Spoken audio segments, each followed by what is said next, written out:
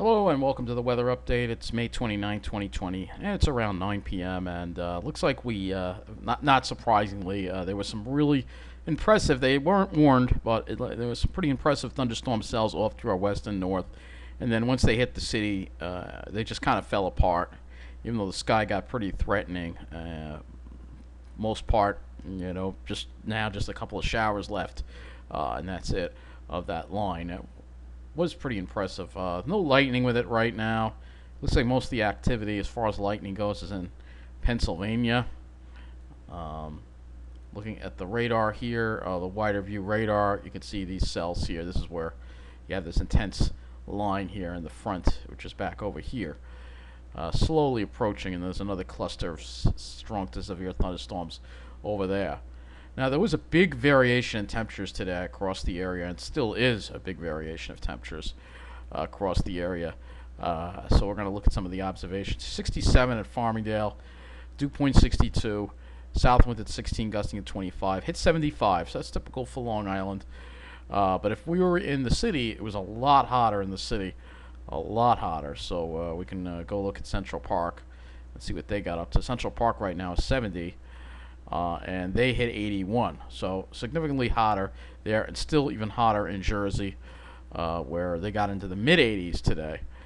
We can look at Tom's River and see what they got up to. So Tom's River right now still 73, and they hit 86 degrees in Tom's River today. So that probably is the hottest reading there is. Looking at this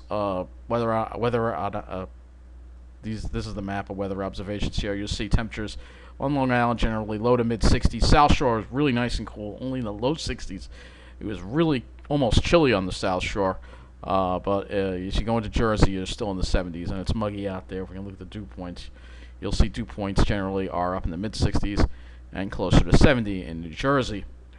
So I'm going to just use this. This is supposed to give us historical. It should give us highs and lows. So let's see if we can get this. Figure out highs and lows. So this is what we want to have. Maximum temperature. So this will show us the maximum temperature. So this gives you an idea of what the highs were today across the area. This is another way of using this tool. So you can see in Jersey, you can see. Hang on, we gotta wait for it to load here. In Jersey, you can see they were in the mid 80s. Parts of the city too, mid 80s, lower 80s in the Hudson Valley, and then the island generally mid 70s. And then on the South Shore, they only got into the upper 60s. So again, much hotter in New Jersey than Long Island again. And we'll see what it hit upstate too. Wait for this to load here. Look at that, 90 in Albany. Hit 90 in Albany. So they had the heat worse because they were inland. So let's go a little further up north here, so you get an idea of some of the heat that has been occurring up here. And they had heat up even in the Canadian Maritimes. They had 80s and 90s. Let's look at that. 91 in Bangor, Maine. So a lot of heat going on still in Canada. And this is Nova Scotia. Nova Scotia was cooler, but still mid 70s even for them, which is warm. But if you go into New Brunswick, they had upper 80s, which is really unusual for this time of the year. Quite disturbing. You can see the severe thunderstorm watches and a few warnings. That's mainly upstate. But you get the gist of what happened in our area today. That Long Island was cooler, and then Jersey just baked. So let's go and take a look at the SPC Storm Prediction Center and see what they have for severe thunderstorms for us. So looking at the map, you can see all the activity is mostly to our west. Let's get a look at the outlooks here. Alright, so day 1 convective outlook, that's today. And you can see it's marginal just to our west and slight risk in Pennsylvania and much of upstate New York. If we go to the next day, this is tomorrow, you'll see just a chance of thunderstorms, not really any severe thunderstorms as that front makes its way eastward tomorrow. So we would go ahead and look at what is going to be happening at the surface on this model here. This is the Tropical Tidbits website, so you'll see what's going to be happening here. This is the GFS. So there's that big high. That big high that was bringing us the heat. Here comes the front. Kind of clears the area tomorrow. There's another area of showers that seems to develop, but that seems to stay upstate. So it seems like tomorrow will be dry. Sunday, here comes that high, beautiful high building in from Canada. Nice dry air, cool dry air. And then we have another system moving through on Wednesday, and then another one on Thursday, and then another high tries to build down from eastern Canada. But then you see what's trying to happen here as we get into after the first weekend. You can start to see a ridge trying to develop in the east, and then some cutoff lows, passing by, and then this far out, it's really hard to tell. What the general trend is, it shouldn't be getting hot this week. That is the general trend. So we will look at tomorrow's NAM. We'll look at the NAM and see how this handles the front. So here comes the front tonight. Moves through and then really doesn't really bring any activity tomorrow. Keeps us dry tomorrow. And then we're dry. There's like a little area of maybe instability Monday afternoon. There might be a little trough instability that might touch off some scattered showers to the north. But big changes will be occurring as far as the temperatures go, as well as the dew points. So we'll start with the dew points here. So we have the humidity, but look, as we go into tomorrow, you'll see wind shift to the northwest. The dew points come down into the mid-50s, probably by afternoon. And then the dry air really comes in on Sunday, dew points in the 30s and 40s. So it's going to feel really nice with the low dew points. But tomorrow, with that northwest wind, we may have some hot or some heat that we're going to see with that northwest flow, and you can see we'll probably see temperatures well into the 70s tomorrow. Maybe up close to 80 without that sea breeze. It'll actually be hotter tomorrow, but not as humid. And then as we go into Sunday, I'm using the NAM because it gives us a little more of a finer resolution here. And then for Sunday, you'll see here temperatures struggling to reach 70. So we'll go look at the GFS because I know I like using this for the temperatures, so you get an idea. So here's tomorrow. So tomorrow you'll see we'll get close to 80. It'll be hotter tomorrow, but turning less humid. And then for Sunday, this is when we really start to feel the relief. Temperatures only upper 60s to low 70s, nice and comfortable. Same for Monday. And Tuesday, even cooler. And then, it has a heating up on Wednesday now. Okay. That's probably ahead of the next cold front. So 83. So Wednesday would be the next hot day, perhaps. Then it cools down a little bit on Thursday. And then we have 83 again. Okay, so it seems like there's been a change here. It looked like we were going to have that cool air build in, but now it's saying we're going to be dealing with 80s. This is not good. And now it's building heat in, and then looks like some...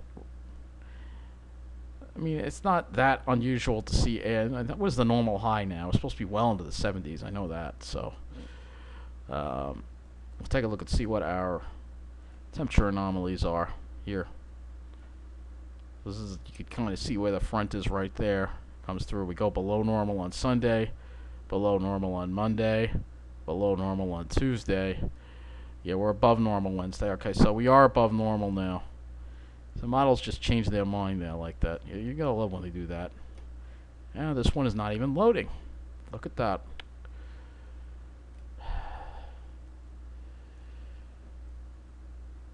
Alright, see, it's Thursday, still above. Alright, so it looks like we will see a sustained period of above normal temperatures. It's funny because when you look at the surface map, it doesn't look like it. You see a high building in, but I guess what's going on is the high to the north is being... Let me look at the surface again. Let me look at the dew points too while we're looking at this. Okay, so here's tomorrow. You see dew points dropping to the 50s, nice and dry of Sunday, Monday, Tuesday. We start to see the warm up. Wednesday, we have a week. We have a westerly flow. That's what's going to kill us. Yeah, it's going to keep us in that westerly flow. Thursday. Friday, we try to get into a northerly flow, dry it out a little bit on Saturday, and then a southerly flow. This is bad because we still have places shut down, and this is going to be a problem. So, is that an east flow? This model, I'm having a little trouble comprehending this. Because when we look at the surface, I'll go back to the surface map here. I guess that's why I should show the upper air. So you have this high built in, alright, then it moves offshore and we get that return flow on Wednesday. You see you get that westerly flow. Here comes a low. And you can see that high to the north, but trying to push down. So it looks like we may be playing with a stalled front or something. And then the heat ridge builds. It's just interesting run to run how the variability is on this. Alright, well, I guess we'll go ahead and look at some of the other models then. Well, the only other long range I have is the Canadian. I can look at the Euro's 850 temps. I can do that. So, or I'll just use windy for that. So here is the Canadian. There's the high. Yeah. So it looks like once it moves offshore, we get into that southwesterly flow, which is going to bring in the heat. Unfortunately, which is not what I want to hear, because we're, our Dictator won't allow us to sit inside a restaurant yet. So it's going to be a problem. Okay, so we've gone over the temperatures. We're going to go over the skies next. So tomorrow there'll probably still be a good deal of cloud. Oh, actually, no. By the afternoon, it should clear out. We should have mostly sunny conditions. Sunday, mostly sunny, should be clear. Monday, maybe a few patchy clouds, but it should be mostly sunny. And then Tuesday and Wednesday clears out too, and then some more clouds for Thursday, and then clear out again. So it looks like we'll have a number of sunny days here, which is good. It won't be so... Oh, I'm using the gem. I thought it was on the GFS. Oh, alright. It was the Canadian model. I do apologize. Yeah, because Canadian likes to favor the clear skies a little too much. Alright, so we should be getting rid of the clouds. Sunday, clear. Monday, we should still be clear. Tuesday, we have some more clouds. Yeah, and then we'll have some more clouds. And Friday, we might be clear again. So, let's see. So, we'll see some sunshine, but we're going to have to watch this ridge that is going to be setting up for the future here. I am not looking forward to it when it gets hot, because it's not going to be good. Alright, let's go to the Oro. Actually, let me go to the HRRR. It's another model I can use here. Well, I don't have enough of that one in. I just want to see what it's forming for tomorrow, if anything. See, it wants to develop something over here. Whether that's going to hold together or not, I don't know. Look at the NAM 3 kilometer. So I can look at the NAM 3 kilometer as well with the sky. So here's the NAM 3 kilometer. A few very light. It keeps us dry. It has some scattered activity to the north. It just keeps us dry for the most part. I'll look at the skies. So let's look at the skies for tomorrow. Yeah, so we have clouds, and then yeah, it does clear out toward later in the afternoon, man. Mostly clear skies. And then Sunday looks really nice.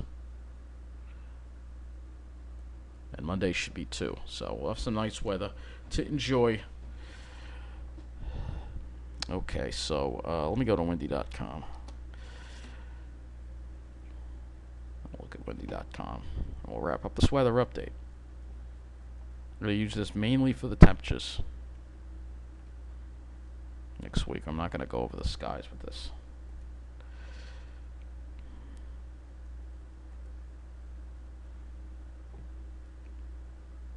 So let's see what it's like 3 p.m. tomorrow. So let's see, we are at 77. So we'll be well into the 70s tomorrow. So we're supposed to be in the 70s. That's the normal. But the 80s is above normal this time of the year. But Sunday we drop down. Sunday will be, oh yeah, look at that. Struggling to reach 70 on Sunday. Let's take a look at Monday. Even cooler. Maybe a sea breeze trying to develop. Of course, the Euro has a bit of a cool bias. 60s to close to 70 on Tuesday, and then let's see what Wednesday, if this one brings in the heat. Alright, well, the European has a very strong sea breeze, so it keeps Long Island cool, only in the 60s. This is 4 p.m. Long Island's only in the 60s, but Jersey's baking in the 80s. And that's Wednesday. So it all depends on that wind direction. If it's south, then Long Island will be okay. But if it's west, we die. And on Thursday, it seems like it has more of a westerly flow. And then we're dying on Thursday. Friday, same deal with that westerly flow. Close to 80. And that's as far as I'm willing to go. What about the humidity on these days? Not too bad. Dew points in the 40s. That's Friday. Let's see what it has for Thursday. Yeah, a little more humidity. But it looks like there's a front over the area. And then Wednesday, yeah, it would be a little more humidity. Okay, we'll watch the heat for next week. And let's hope it doesn't materialize, because that's all we don't need that. We just don't need that. If you want that kind of weather during this shutdown, you're crazy, right? Because there's nowhere to go inside, because everything's shut down because our dictator won't allow us to live our lives. So that's going to be it for this weather update. Take care, and thank you for watching.